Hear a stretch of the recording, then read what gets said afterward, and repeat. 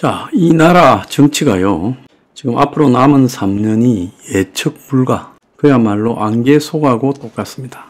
대통령 임기가 3년인데 이 채울 수 있을지, 또 중간에 이 끌려 나갈지, 지금 조국과 이재명이가 법적으로 이 리스크를 피해 나갈지, 아니면 사법적 리스크에 걸려서 구속되거나 정치를 그만두게 될지, 이런 것들을 갖다가 예측하기가 참으로 지금 곤란한 상황입니다. 그래서 경제가 앞날을 예측하기 어려우면 이 경제에서 대책을 세우기가 어렵듯이 정치가 완전히 그냥 안개 속이에요.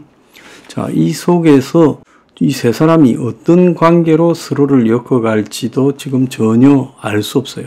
한편으로는 이재명하고 윤석열이 물밑으로 라인을 만들어서 윤이 이재명의 자신의 안전을 보장받으려고 노력하는 여러 장치를 던지고 있는 걸로도 보이고, 또 다른 한편으로는 지금 검찰 수사를 통해서 문재인과 이재명 주변에 수사를 강화하고 있는 모습도 보여요.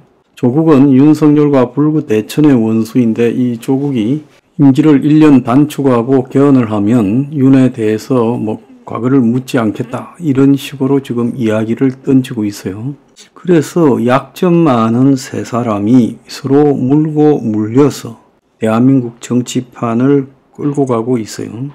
자, 그렇다면 이게 기업을 하는 사람들이나 개인들이 한국이라는 나라의 이 위상이나 여러 가지 경제 상황들이 향후 정치적 변동에 따라서 굉장히 변화가 극심할 거다는 거죠. 근데 특히 이재명이 조기 집권하느냐, 윤석열이 임기를 3년 버티느냐, 여기에 따라서 기업하는 사람들이나 개인들이 받게 될 변화에 따른 충격은 엄청날 거라고 보고 있습니다. 그런데 이런 것들을 예측하지 못하는 상황이 지속되고 있다는 것은 이 불확실성이 가져올 위험 부담이 그만큼 커진다는 거죠.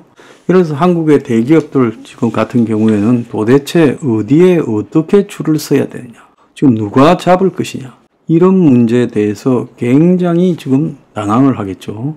이 신문만 보더라도 조중동 같은 경우에는 지금 윤한테서 거리를 두고 있습니다. 그래서 각자 또 자기들이 살 길을 찾아서 다른 대안을 모색하고 있는 걸로 보여요. 그래서 언론들이 조중동 같은 저렇게 눈치 빠르고 약삭 빠른 언론들이 보이는 행태를 보면 윤은 사실상 지금 끝이 나가고 있는 거 아닌가, 이런 생각도 들어요. 그러면 본인이 스스로가 이런 상황에서 굉장히 변화된 행보를 보여야 되는데, 지금 의사들 파업에 대처하는 걸 보면요, 어디서 밥 맞고 어디 가서 화풀이 한다고 지금 딱 하는 걸 보면 총선에 깨지고 난 뒤에 의사들을 상대로 분을 다 푸는 것처럼 보여요. 그래서 만만한 게 지금 의사다, 지금 그렇게 지금 보입니다. 그 외에 다른 부분에서는 본인이 거부권을 행사하겠다고 하고 22대 총선에 당선된 사람들을 지역별로 밥을 먹으면서 표단속을, 그래서 이제 특검에 대한 이 이탈표 단속을 하고 있는 걸로 보여요. 자, 이탈표 단속을 한다지만 이걸 이제 과연 언제까지 할 수 있을 거냐. 이재명의 입장은 명확한 걸로 보입니다. 이번에 21대 국회에서 지금 최상병 특검 부분을 한번 밀어붙였다가 거부권을 행사하면 22대 국회에서 최상병, 김건희 두 걸 다 물어붙이겠다, 지금 그런 상황이잖아요. 근데 야당도 이해가 안 가는 게 있어요.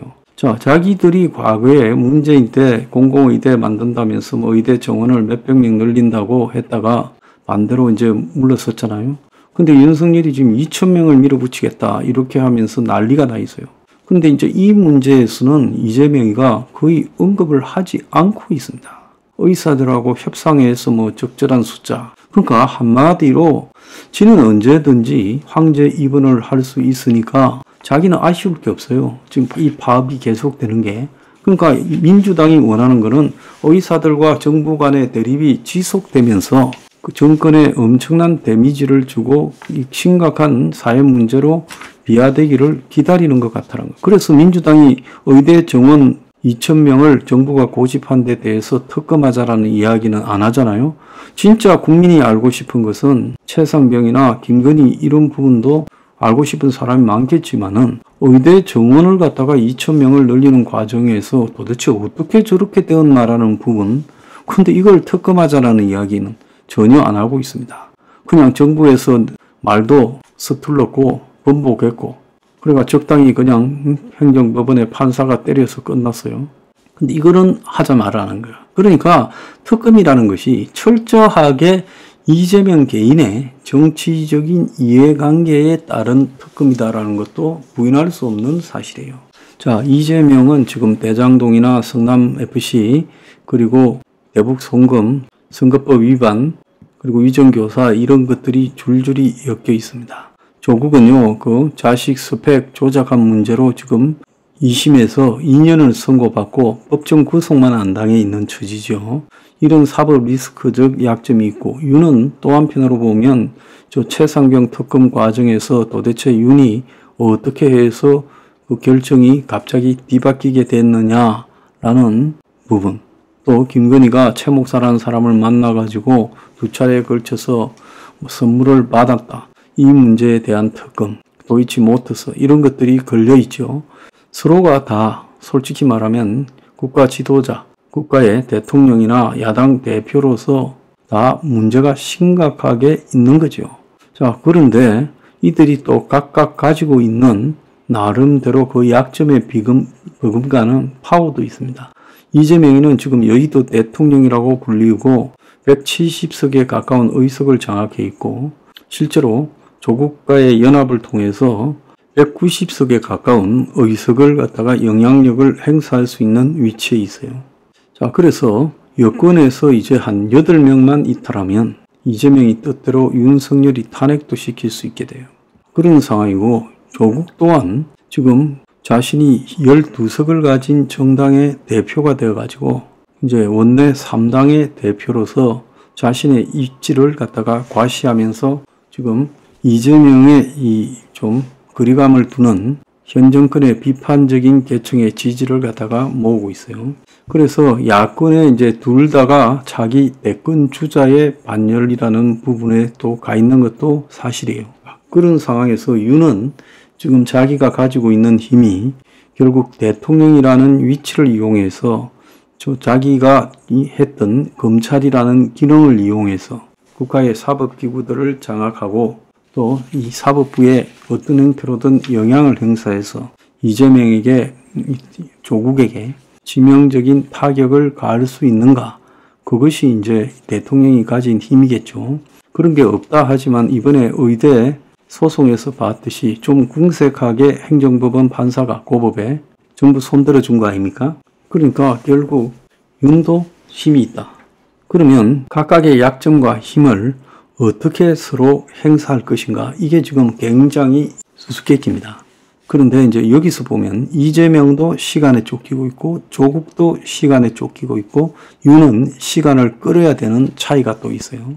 자, 오늘 아침에 리얼미터에 윤석열 지지율이 나왔는데 31.4, 일주일보다 0.8% 올랐어요. 그렇지만은 4월 첫째 주 선거 직전에 37.3에서 계속 30, 31만 왔다 갔다 하고 있습니다. 그래서 이게 뭐 지지율이 올랐다라고 볼 수 없이 이 보수 지지율조차도 다 결집되지 않고 있다. 이렇게 봐야 되겠죠. 지금 이 정치적 테크닉을 보면 이재명은 남을 의식하지가 않고 무조건 자기 뜻대로 밀어붙이는 스타일이에요. 그런데 이번에 총선에서 보면 그게 맞아떨어졌고 또 성남시장에 출마할 때, 경기도지사에 출마할 때, 대선에 출마할 때, 대선 떨어지고 또 곧바로 온갖 욕을 먹으면서 국회의원을 차지하고 국회의원을 그 보궐선거에서 됐죠. 국회의원을 한 다음에 또 온갖 욕을 먹으면서 당대표가 되고 그리고 굳이 그 온갖 욕을 먹으면서 비명행사 공천을 하고 대표직을 내려놓지 않고 총선까지 치렀고 총선에 대승했어요. 그러니까 이재명의 최고 장기는 주변의 비판에 길을 막고 한마디로 지갈 길을 간다라는 그 저돌성이 스타일이에요. 자, 조국 같은 경우에는 이재명과 비슷한 듯 하면서도 또 다른 측면이 있죠. 조국은 이재명보다 이 대중에 있어서 선동하는 능력이 좀 더 낫다라고 저는 보고 있습니다. 그래서 이재명이가 입을 열어서 말을 하면 이게 화근을 많이 불러일으키는데 조국은 이재명보다는 다소 엘리트고 지적으로 보여진다는 거예요. 최근에 추미애 파동으로 민주당 지지율이 6% 이상 떨어지고 민주당의 탈당자가 막 몇만 명씩 생기고 있다라는 부분도 이재명이 가지고 있는 위험성을 보여주는 거죠. 자, 거기에 반해 윤은 상당히 미천이 드러나 버렸다는 겁니다. 그래서 윤의 지금 경로, 혼자서 다 끌고 가는 주도권, 1시간 회의하면 55분은 윤이 말하고 나머지 4분은 한동훈이 말하고 참석자는 1분 말한다. 이런 우스갯소리가 있지 않습니까? 그러니까 윤이 이번에 이 총선에 저렇게 지고도 의사 문제뿐만 아니라 각종 이 사회 개혁적인 과제에 보면 전혀 자신을 바꾸어서 대중의 지지를 수용하려고 하는 것은 한 것 같지는 않습니다. 지금까지 했던 대로 밀고 가려는 것 같아요. 그래서 무슨 연금 개혁이니 의사 개혁 문제를 역사적 사명인 양 그렇게 매달고 가고 있어요. 자, 그래서 이제 이런 것을 놓고 보면 세 사람 중에서 솔직히 처지는 윤이 대통령으로, 현직 대통령으로 제일 낫지만 이 기술은 셋 중에서 제일 떨어진다고 보고 있습니다. 그래서 이제 이런 것들이 서로 상쇄되면서 솔직히 이 한국의 정치판이 현 시스템대로 3년을 가면 저는 기적이라고 보고 있어요. 그래서 제가 이 3년을 가지 못할 가능성이 매우 크고 이제 조국이 윤한테 먼저 항복하라. 2년만 하고 우리가 요구한 대로 개헌해라. 이렇게 던졌고요. 이제 이재명은 지금 자기가 어쨌든 윤을 코너로 몰아서 항복 안 하면 그냥 끌어내리겠다라는 그런 지금 전략을 구사하고 있는 걸로 보여요. 그래서 촛불한테도 가을에 이제 시동을 걸려고 하고 있고 22대 국회가 이제 개원되면 그때부터 전방위로 윤을 인정사정 없이 공격할 걸로 보입니다.